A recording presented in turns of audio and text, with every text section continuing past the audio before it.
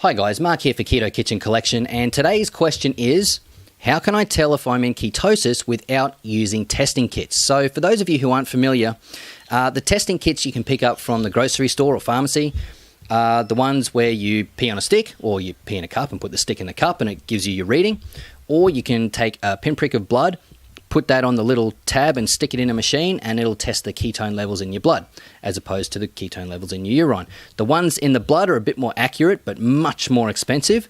The ones where you test the ketones in your urine are quite a bit cheaper but not quite as accurate, and they both measure slightly different things, okay? You don't have to spend money on these testing kits. They are absolutely not mandatory, and I'll explain why.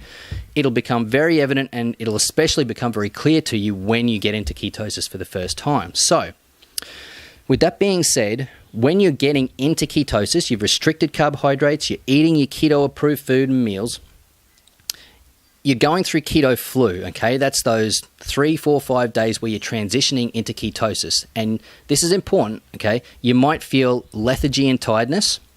You may feel a lack of motivation, all right, as your body's trying to adjust to ketosis and figure out what's going on because you're not getting carbohydrates in the diet.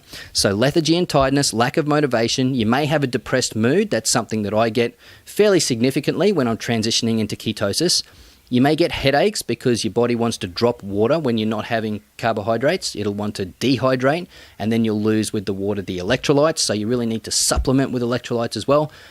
Even if you do supplement with electrolytes, you're probably going to get at least a little bit of feeling of headaches every now and again. Those are the things that you will the challenges you'll just have to go through while you're in keto flu. Once you're into ketosis, and this is not necessarily ketosis, like I've said in other videos, it's not an on-off switch where ketosis is suddenly on. It's kind of a gradual progression as you get into it.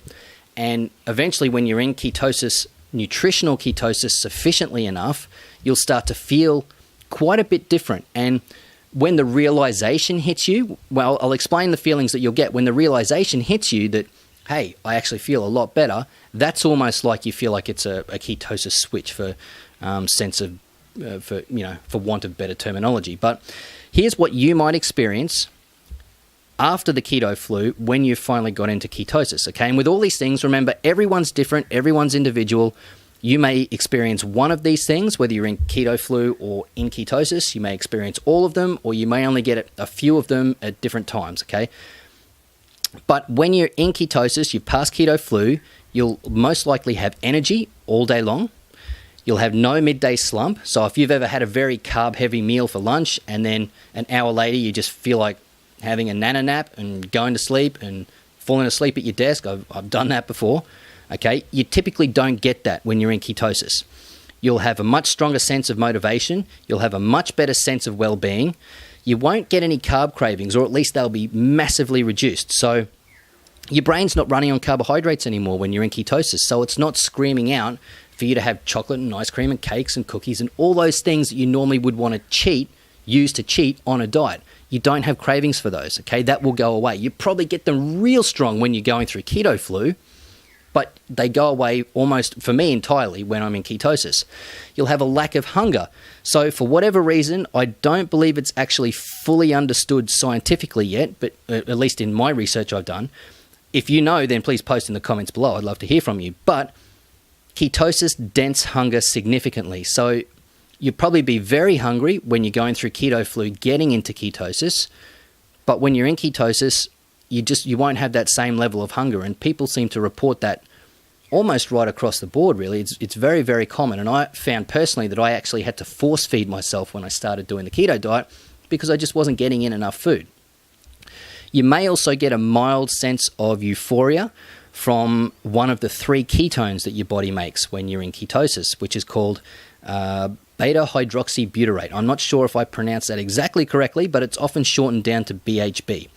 So those are the things you can experience when you're in ketosis. And the trick is, or the point I want to make in listing all those things that you're in, the negative things during keto flu and the positive things when you're in ketosis, there's quite a stark difference. And you'll know all about them, the bad ones, when you're going through keto flu.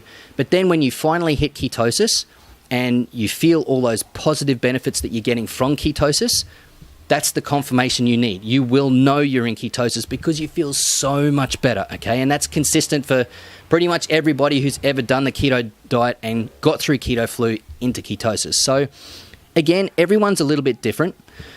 You may experience all of those at some time or another. I've experienced all of those. You may experience one of them or a few of them all at different times. Again, everyone's individual in that sense. But understand that you don't have to get the testing kits. They're not mandatory to know that you're in ketosis. Your body will tell you when you're in ketosis. You'll be very well aware of it. And guys, look, if you do have any questions with regards to that process or what you can expect through keto flu or getting into ketosis, then please post your comments and your questions in the comments section below. And if you got some value from this video, please like, share, and subscribe, and I'll see you guys on the next one.